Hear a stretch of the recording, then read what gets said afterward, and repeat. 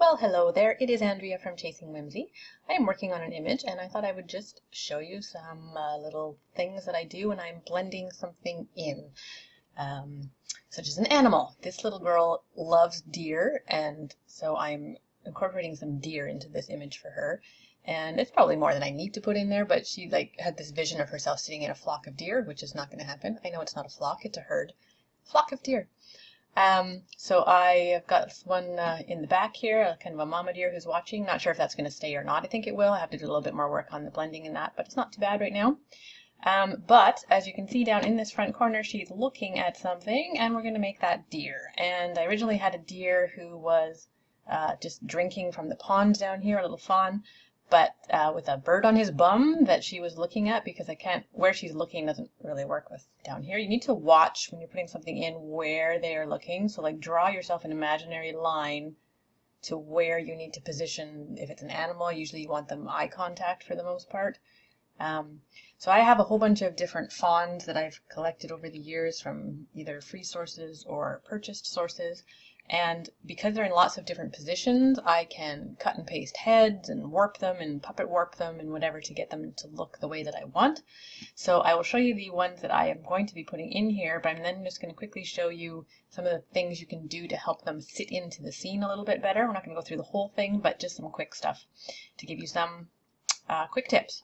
So I have a standing deer that's going to be here, and this is a guy that I actually took a head from a different one because I wanted this angle of the body to fit into this front corner. And then I made the head actually a little bit bigger from another deer, and I have puppet warped it and tipped it up a little bit so it's looking more at her. So her eyes are pretty much looking at his head, enough that it looks like they're kind of eye to eye. I haven't done any color adjustment or lighting on them yet. I'm just going to show you the basic blend. That they're going to be dodged and burned, etc. with using my curves technique, which is available for purchase on www.catchthewhimsy.com. Anyway, so I have this guy, but what I want to show you is actually this little guy that's going to be laying down here at the bottom. So there's actually going to be two of them.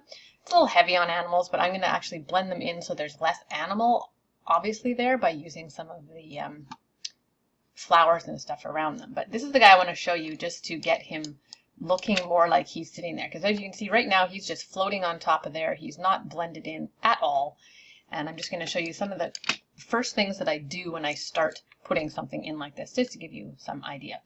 There are lots of things you can do to cheat, and cheating is always good because it makes things faster. Things like adding a plant in front.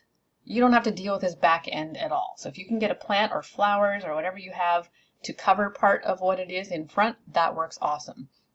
Sometimes you can buy backgrounds that actually have layers in them, and they'll have like grass or something. If it's a meadow, for instance, they'll actually have a layer on top. You insert your creature or whatever in between the background and this top layer that's extra grass that actually goes over top of them like this, and you don't have to do any blending that way. So that's really cool if you can find backgrounds like that, or if you have elements that can be added into the foreground, if you've got those from your own stock or wherever. You can add in, that would be great. So the first thing I want to do is actually, he needs to be nestled. He's sitting here. Let me just turn him off. So we've got moss and flowers and stuff here. This is an afterthought. So had I been doing this originally, this is the background that's in this is one that I've created from backgrounds I've used, actual backgrounds, actual sets that I've dumped into this image. So these flowers are actually an overlay PNG file, but I have to do something again over top. If he was just in there, these could just be right over top is what I'm trying to say. So I'm going to have to erase some of him to make these flowers go over top, and I might still add some more over top again. So this moss is a picture of moss that I took out in my woods, and I always sort of incorporated it when I need more ground because the pond went over here further. I'm actually going to turn off this standing guy too, just so we can see better. So let's put this guy in, and I will show you start to show you some of the things that we're going to do. The first thing I'm going to do is mask off some of him so he's actually sitting underneath. So I'm basically going to erase him with a textured, you can use just a regular soft brush or a textured brush or a grass brush, something like that, that will give you an interesting pattern that's not just even. You don't want to just draw a straight line across to erase him. That would look dumb. So let's just open up my deer here. So on the actual deer, this is his deer layer, I'm going to add a mask down here. And we want to make sure, because it's showing, that's revealing everything, we're going to switch to a black brush over here. And I'll just show you, like if I just do this, I mean, you get the idea where I'm going to go with this. And actually, that's not bad because it's a soft brush. But that's basically what we want to do, is erase him so he's nestling in. I turn that off, so there he was before. And even just on quick sweep with a soft brush, he's already starting to sit in there. But that's a little bit too rough for me. So I would actually not do it that way. I would be a little bit more careful with it. So I would usually start just with the soft brush, and I would probably do it at about 20% on the brush. And I would just start going along the bottom edge and allowing some of that moss to cover over him. So I'm erasing him with the mask, which is showing that background through. And you can dot up in here to make it come up in higher. I'm just going to basically go along his bottom edges to get him nestled in there. Just erasing the lines that are obviously him. Because I'm leaving that fern there, I don't even have to go any further than that in this particular case. If I wanted to add a little bit more texture in there, I could use another brush that had some texture or whatever. You can use, because this is moss, I could find a brush that sort of had that sort of a texture to it, and you could just dot that along and you'd actually see the shape of the moss coming in along there. But that's really all it needs for nestling in there. Because these flowers are here, I could try to bring in those flowers if I wanted to, the ones that are there, because then they're in front of him. So let's just actually turn, because it's a mask, you can go back and forth however you want. So if I just want to kind of see, so the flowers are here. So I'm just erasing him to see where those flowers are and where I would need to bring them in. Okay, so I wouldn't want any of that grass in there. I just want the flowers. So I'm now going to reverse my brush, go around these flowers just roughly to take away the parts I don't want and bring him back. Because again, I'm going to add more flowers over top. I just want to kind of block in some of this that was originally there, and then it will look more natural. Don't want this up on his leg like that. I want to see his leg.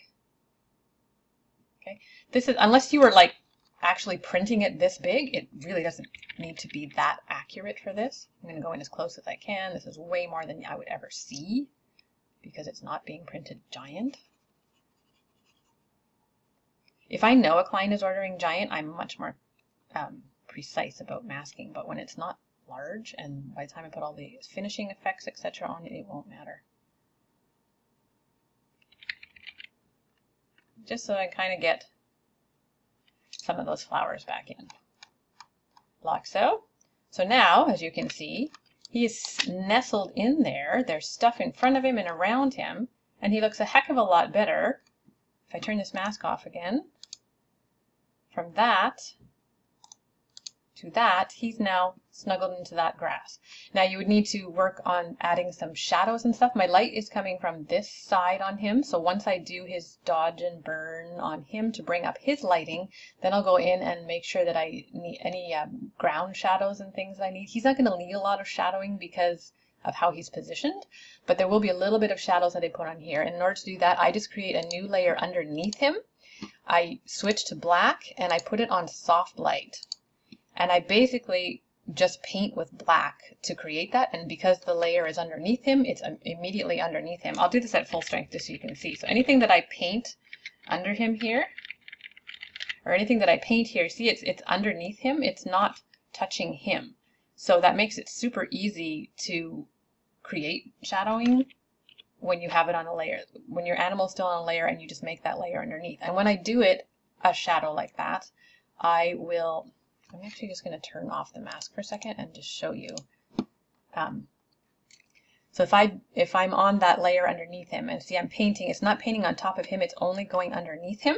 So that's super easy to do it that way. And a shadow is always darkest next to whatever it is, and then it blends out. So what I tend to do is put my brush on maybe a 20% opacity, and I drop my flow way down to around 10. And then I just start sweeping You know what, I'm going to actually make my opacity 50 just to go faster here. And I'll start sweeping like this big because you're going to have the shadow blending. So I go big and then I come in closer and keep overlapping until I'm right close, and that's where it's going to be the darkest, right where they're contacting him. And that way, because you're cutting the flow down, you get right in there dark, and as you move away, it's lighter. So there's without shadow and there's with some shadow, which is already, now it doesn't, he has to be blended in, right? It's not going to make any sense to, and the shadow doesn't need to be that dark where it is, but you see what I'm doing, I hope, with creating that shadow there. So again, he won't need shadow like that.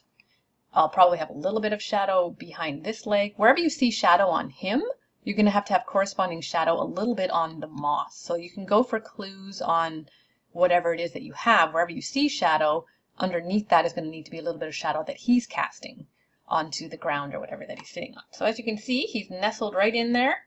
Pretty good. So once I've done all his dodge and burn and bring up his coloring to fit him into the scene, he's just going to be lovely right in there.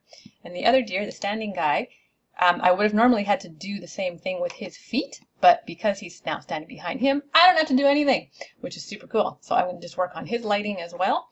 And yeah, I hope that gives you some clues on adding them into the ground, wherever they are, if it's kind of a textured ground like that.